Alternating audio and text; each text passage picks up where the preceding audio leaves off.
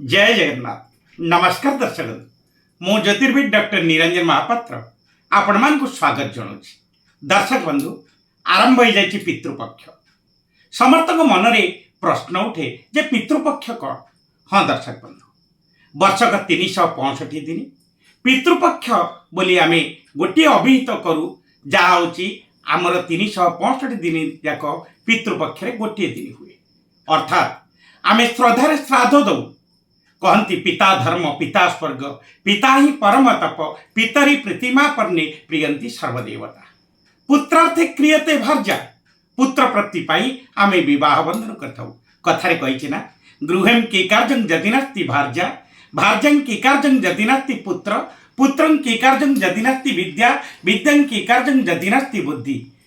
किंतु बुद्धि तो रहिबो, किंतु पितामातांको उद्देश्य रे तांकर श्राद्ध आमे करिबा नित्यंत आवश्यक। एथिपाई प्रत्येक वर्ष आश्विन मास कृष्ण पक्ष प्रतिपदा ठारू आश्विन मास कृष्ण पक्ष अमावास्या पर्यंत आमे पितृपक्ष 15 दिन बोली नामित करिछे। एही पितृपक्ष जी जो तिथि रे जार बापा माँ यहध्याम त्याग करिथांती अर्थात स्वर्गारोहण करिथांती सेही पक्षर बा कृष्ण पक्षर प्रतिपदा आश्विन मास प्रतिपदा ठारू आश्विन मासर महालया पर्यंत प्रत्येक दिन तर्पण एवं श्राद्ध करिबार नियम अछि।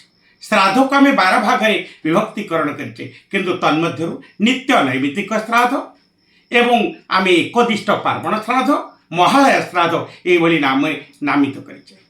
हाँ दर्शक बंधु, प्रत्येक गृही लोक पितामाता उद्देश्य रे ये आश्विन मास कृष्ण पक्ष प्रतिपदा ठारू अमावास्या पर्यंत तिल तर्पण करवा उचित एवं पितामाता उद्देश्य रे श्रद्धार सहित निष्ठार सहित एकाग्रतार सहित आमे तांको उद्देश्य रे पितृपक्ष को आमे श्राद्ध देवा उचित। आ सहित जो माने श्राद्ध दे पारंती नाही गोटे दिन से मानक पाई रहिछि आश्विन मास कृष्ण पक्ष अमावास्या तिथि जहाँ को आम कहूचे महालय अमावास्या। दर्शक बंधु, आप जानी वर्षक हूँ 12 मास। प्रत्येक मासरे 2टी पक्ष पड़े, गोटे हूँ कृष्ण पक्ष अपरटी हूँ शुक्ल पक्ष। कृष्ण पक्षर शेष दिन को अमावास्या और शुक्ल पक्षर शेष दिन को पूर्णिमा कहती। ताले प्रतिपदा ठारू प्रतिपदा द्वितीया तृतीया चतुर्थी पंचमी षष्ठी सप्तमी अष्टमी नवमी दशमी एकादशी द्वादशी त्रयोदशी चतुर्दशी एवं अमावास्या बा पूर्णिमा जी जो तिथि रे इहध्याम त्याग करिथांती साधारणतः आश्विन मास कृष्ण पक्ष प्रतिपदा ठारू अमावास्या पर्यंत जो तिथि गुड़िक रहा से तिथि रे आमे पिंड देवार परंपरा रही। आसंतु भक्तिर सहित आप निश्चित भाव में श्राद्ध करूँ। श्रद्धार श्राद्ध तृप्तिरु तर्पण।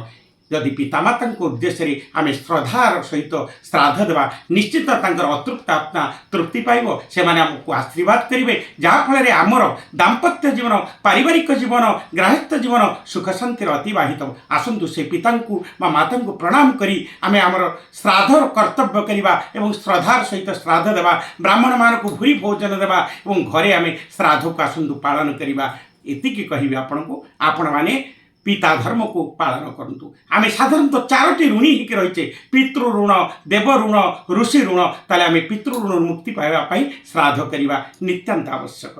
आज रहुछि। जय जगन्नाथ।